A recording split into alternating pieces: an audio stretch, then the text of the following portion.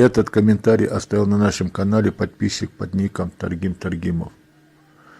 Хочу предложить вам отрывок из моей неопубликованной повести «Созвездие Ориона» о депортации вайнахов и как их встречали карачаевцы, которые были ранее высланы, то есть 2 ноября 1943 года. Сюжет повести написан на фактах, о которых я лично слышал от пересказчика. Итак, «Созвездие Ориона».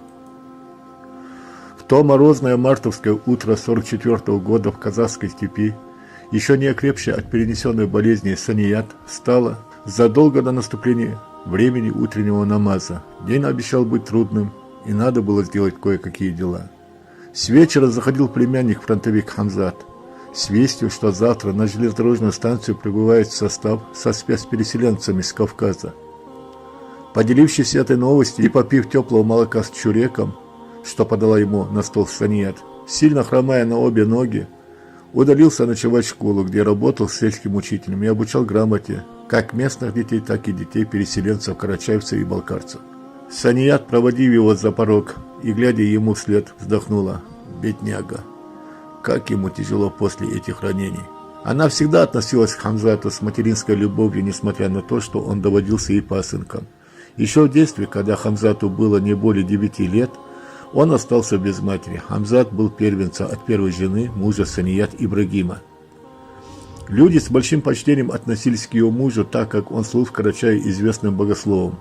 По прошествии определенного времени, как того требует религия и адаты, Ибрагим женился второй раз, засватав белолицую краснощекую Саният, дочь известного в Карачае уздеяния Карамсултана из Туркмена Гапоевых.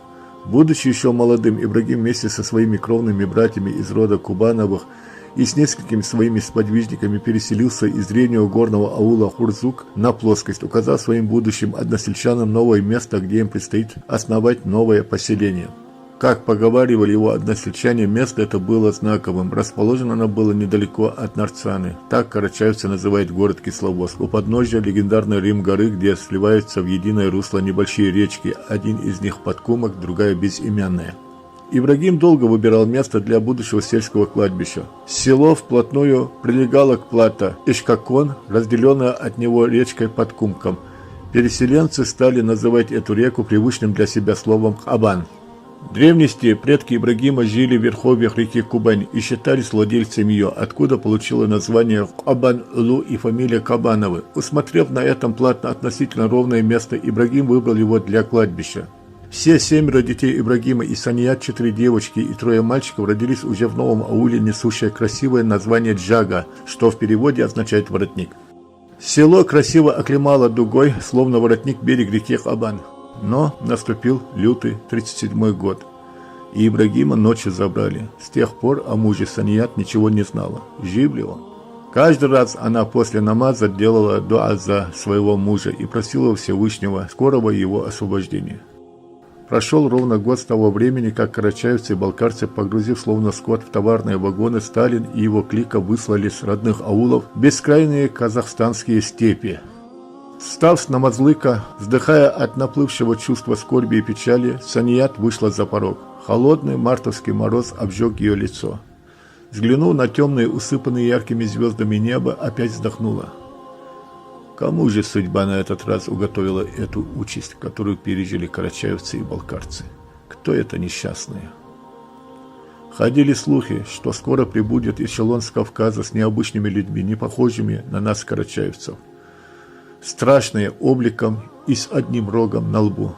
А слухи эти в основном шли с той стороны, где размещалась комендатура. Набрав охапку немного дров и кизика, надо растопить печь, пока дети не проснулись. Она вступила на крыльцо и, как обычно развернувшись, посмотрела на темное небо и, увидев над горизонтом висящее созвездие Ориона, что был предвестником ясного погожего дня, зашла в дом. Дети сладко посапывали на деревянных топчанах. Растопив печь, поставив на нее большой казан, Саният стала варить мамалыгу из кукурузной муки. Это на тот случай, если ей придется принимать этих несчастных людей. Старшие дочери Хадижат и Разият уже проснулись и готовились идти доить корову. За эти полгода пребывания в этих холодных степях судьба, словно проверяя на прочность эту горскую женщину, слала одно испытание за другим. Их поместили в полуразвалившуюся саклю, удалось выменять на кое-какие дорогие украшения из золота, оставшиеся ее замужества, стельную корову с будущим приплодом. Как только выдались погожие дни, вместе со своими старшими дочерями и своей сестрой Байдамат, ее сыновьями подростками Саид Баталом и Хусейном, они принялись за обустройство своего жилья. Благо, место их поселения было богато глиной. Месили эту глину, а старшим помогали и младшие. За короткое время они соорудили из глины и прутьев 2 сакли, покрыли их камышом, а также хозяйственные постройки для скота и стали обживаться на этой бескрайней и благодатной казахстанской земле, принявшая их словно родная мать. К тому времени корова отделилась, и в доме появилось молоко, а вместе с ним сметана, сыр, масло. Каждое утро к сакле Саният приходили соседи-казашки со своим молоком, чтобы пропустить его через сепаратор, который она успела прихватить с собой во время чудовищного акта выселения. Уже совсем рассвело, когда сыновья Саният, не достигшие еще подросткового возраста, Идрис и Махмуд вместе с двоюродными братьями Саид Баталом и Хусейном, которые, поджидая их, уже стояли со своей упряженной саней возле их саклы, готовы были двинуться к комендатуре. Впрягав сани полуторагодовалого бычка, все вместе двинулись в путь. Саният строго наказала своим сыновьям: первым делом в сани посадите детей, женщин и стариков, сколько уместится. Уже задолго при подходе к комендатуре был слышен гул моторов, множество грузовиков и доносившиеся еле слышные человеческие голоса. Мальчикам кое-как удалось пристроить свои упряжи среди этого разношумного хаоса. К ним тут же подошли милиционеры и стали допрашивать: кто такие? Мы Кубановы, младшие братья Хамзата, учителя, хотим забрать к себе женщин и детей. Затем один из милиционеров, зачитав фамилии и подозвав местного активиста-казаха, приказал ему отвезти уже погрузившихся в сани женщин и детей, ехать к сакле Саният. В одних санях уместились 5 женщин разных возрастов и 4 девочки, и столько же примерно во вторых. Тем временем младший сын Саният, 6-летний Ахмад, долго стоял возле своего дувала, вглядываясь вдаль, и каждый раз вытирал слезы, идущие из глаз от сияющего на солнце снега. Не едут ли братья? И как только в конце узкой извилистой улицы появились сани, кинулся бежать им навстречу. Приравнявшись с этим обозом из запряженных бычков, Ахмад с удивлением стал спрашивать старшего брата: «Идрис, Идрис, а где эмигены, чудовища?» «Вот», — кивнул Идрис на своих пассажиров.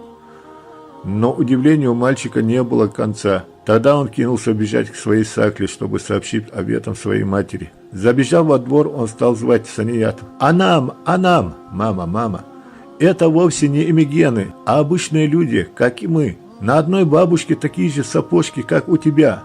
Девочки также одеты, как и сестры наши. У них такая же люлька и нет никаких рогов». Тем временем в сани подъехали к калитке жилища Саният. С важным видом сельский активист сообщил: «На 3 дня, затем отправим в Талапту. Отвечаешь за них головой, и чтобы никто никуда не сбежал». «Иди, иди», — ответил ему Саният, — «тебя только здесь не хватало».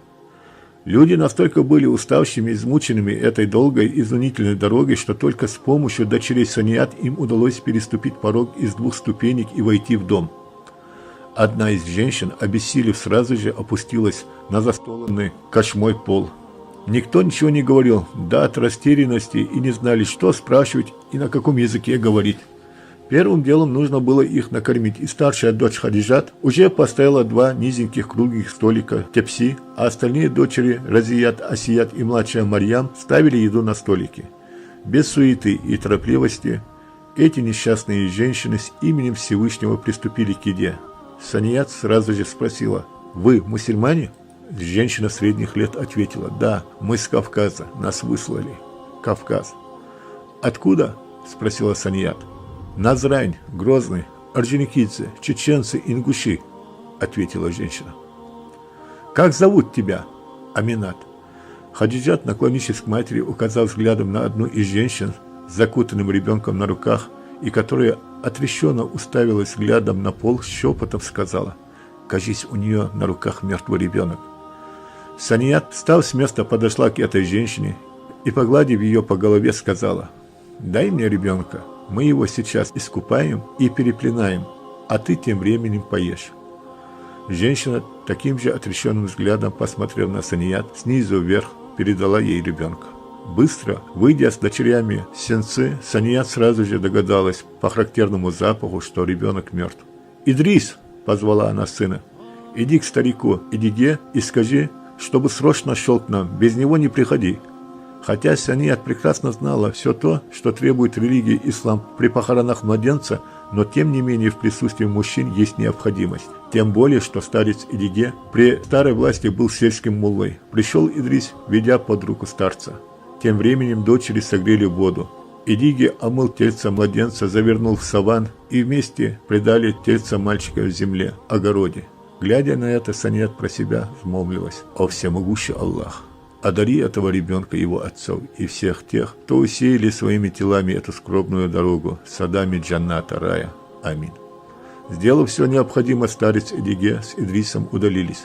Вышла Аминат и сказала: у нее мужа и тестя на ее глазах конвой застрелил. Муж у нее был фронтовик-инвалид. Не выдержав всего этого, по дороге скончалась и свекровь. Она сама умом помрачилась. «А где же ваши мужья?» – спросила Саният. «Где же им быть?» «На фронте», – ответила Аминат. Хадиджа с сестрами, соорудив из тряпья куклу и запеленав ее, тоже в чем был младенец, с ласковыми словами, мол, ребенок спит, уложили куклу на топчан. День этот, как и предполагала Саният, оказался очень трудным. Стало смеркаться, и на небе вновь появились ясные звезды, созвездие Ориона, предвестника хороших дней. Через 3 дня приехал грузовик с милицией, и этих несчастных людей повезли дальше. А куда повезли, известно только одному Аллаху.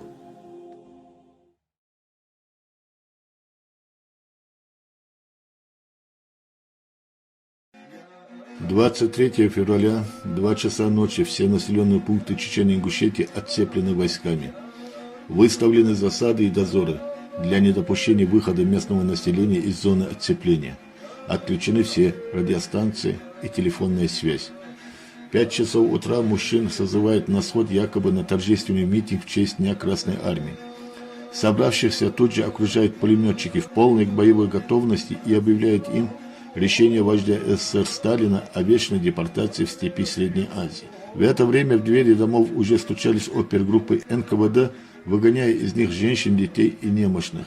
Людей буквально излавливали на местах. Люди ничего не знали о судьбе своих родственников, оказавшихся в ту ночь в другом селе, вплоть до прибытия в Казахстан. Во второй половине 23 февраля почти во всех районах Чечни и Ингушетии выпал обильный снег, в связи с чем возникли затруднения в перевозке людей до пунктов погрузки, особенно в горных районах.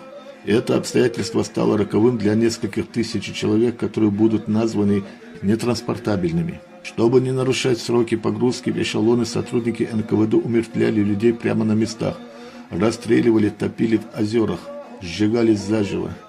Таких страшных мест в одной только горной части Ингушетии несколько. В мечети селения Цари заживо сожжены около 50 человек, в Цеч-Ахке 80 человек. Сожжены люди и в школе-интернате селения Хамхи. В Чечне сожжены, по разным данным, около 700 человек в селении Хайбах. Древние башни в Чечне и Ингушетии взрываются зачастую вместе с жильцами. Так в башенном поселении Хях, как и во многих других, не оставили ни одну целую башню. Уже к утру следующего дня из населенных пунктов было вывезено 333 739 человек. Всего до 29 числа количество отправленных в ссылку составит более 490 тысяч человек. Территорию ЧССР разделят между соседними республиками – Ставропольским краем, Дагестаном, Грузией и Северной Осетией. В Северной Осетии уже 5 марта 1944 года был утвержден план по переименованию и расселению новых осетинских территорий.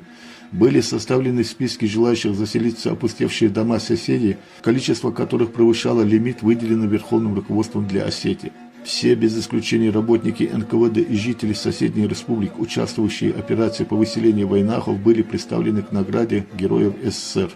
Но в это же время звезды героя на фронтах Великой Отечественной войны получались свыше 50 тысяч ингушей и чеченцев, воюя на передовой с внешним врагом.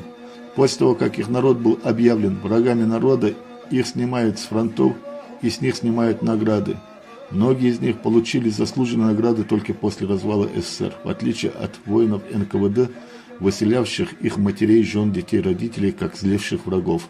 После смерти Сталина назад не вернулось свыше 40% депортированных. 23 февраля станет черным днем в истории войнавского народа. За всю свою историю чеченцы и ингуши не раз сталкивались с угрозой уничтожения, во многом превосходящих их силы ставили их на грань существования, но никогда прежде этот народ не сталкивался с такими подлыми методами. Советское руководство совершило акт вероломства и чудовищной жестокости, ничем не уступавший в цинизме гитлеровскому фашизму. Навсегда останутся в памяти каждого настоящего ингуша и чеченца святая память об их отцах, память о сотнях тысяч погибших. 23 февраля – день памяти и скорби. Далуа Затхуа был долт Бенчар. أيرن درس أيرن نعرى همتي غا قديشة حيسا دادر ست همتي غا تخدا أربع آخر من سالي نعرقو شانا تصدر الزغ داسر طيور داسر فدد دوخ نانمتشي صوتين بل مصنع يرت تقعد أورية تابعيها وبرسبر تقدر شو قطع مارا داتر تسا دهقوتي تسا سيقوتي شبل ميت لاتر توعوتي تخدا دافقر نعرق بيحكا عيرين لا سلسلة تحول أخرى سن نقاس قين وأو اليداء وأحبوغ سيقي حبوغا وميال ديال سكسان أبي در بابريكا ستالين ويسوكي يشو تاهن شسعة خماري ياشو سبرتو لي يشو أروجي برنامات ددشو قرشن زعتا فوكيش دي الدرواح تيجي تشديها السهر نوان خوش وارتا بعد قلبك إيت مغجا هملت حوارتشي حقولي باش انتدي ترتوا تدي تا زانغور واقور برور أشد ذا ستلياشي وقون شداش يكر تودي سبايزش تحشد ياكا وجيش فياش دال عفوا قونا الشيخ المخبر قونا الشيخ الدردر إزري إسبايا شوز دي دقلاشار تغا قولا شورا البيتا ميخكا دي عرطها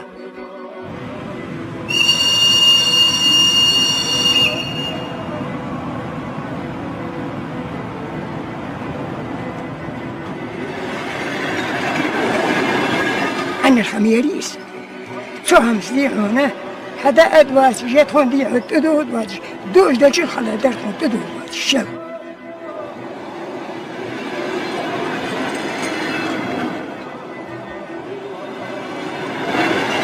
سانسي بس لا نيال شغل توديها لو عشان نسيق بيغاش ناس اللي نديها سيها شكر تياتر توديها فبقدوا شو ترديش شكر تياتر تونيغا أرديها دوغش كان سموغش ناخن بري دوغ حيسا اشتوشت ونسق داغي تتر صبرج بن قولي تشو ونر تار حين دعار خوصر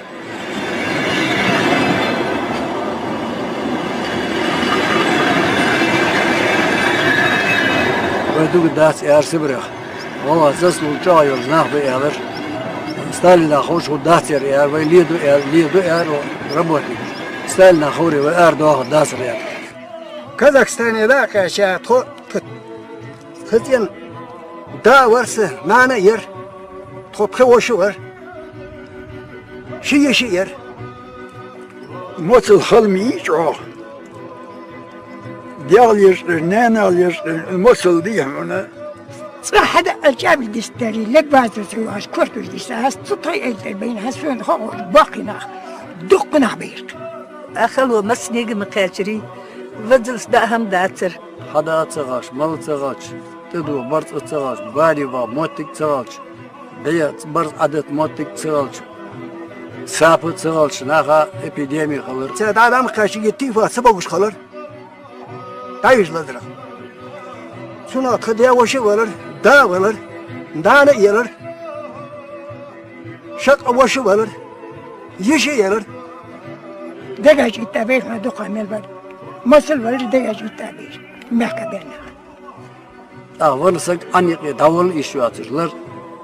Mirzla tayır, baltara metre açıyorlar. Dağırsa каждый акр, из агметр, сояч, اشت ач бехкер цучу. ازم حد دي تساوى باصر يقدر ما راس دال بس من دال دم خواش ولتس استخون تخاش هذا كرسن دال دم خواش ولتس البال ازل بال تبيش از ديال عجز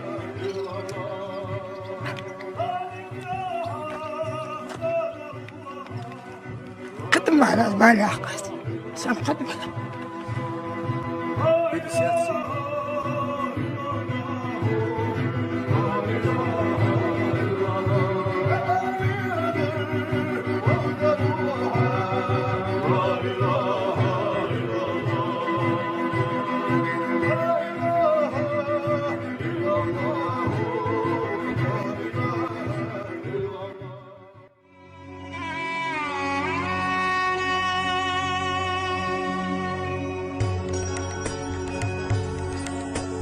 Об этом нам войнахи рассказали,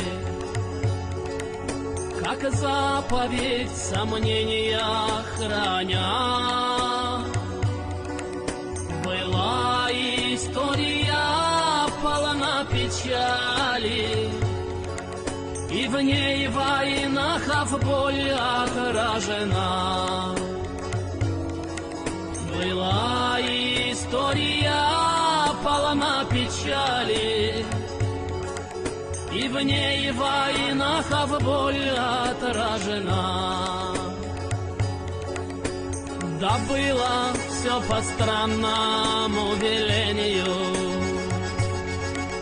наш приговор нам непонятен был. Бросали мы обжитые селения, и на восток народ наш уходил. Бросали мы обжитые селения, и на восток народ наш уходил.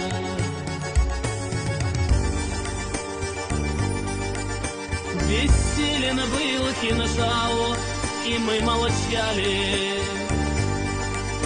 но верность Родине был наш ответ. И горы наши полные печали смотрели долго-долго нам во свет.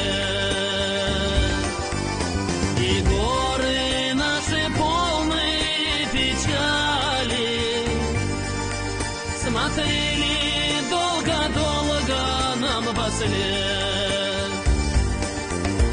Но нет, Кавказ, тебя мы не забыли. Мы там тебя еще сильнее любили. Но только жаль, что многие из нас до возвращения так и не дожили. Но только жаль, что многие из нас до возвращения так и не дожили.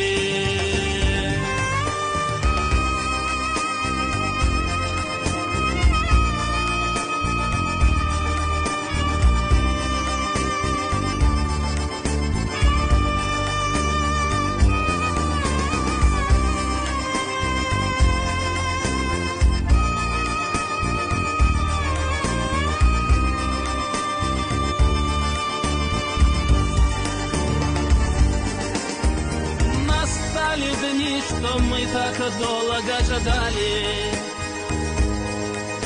и наш народ вернулся на Кавказ. И горы, прежде бывшие в печали, так радостно уже встречали нас. И горы, прежде бывшие в печали, так радостно уже встречали нас. Однажды рано утром свете. Я вышел слушать пение вечных скал.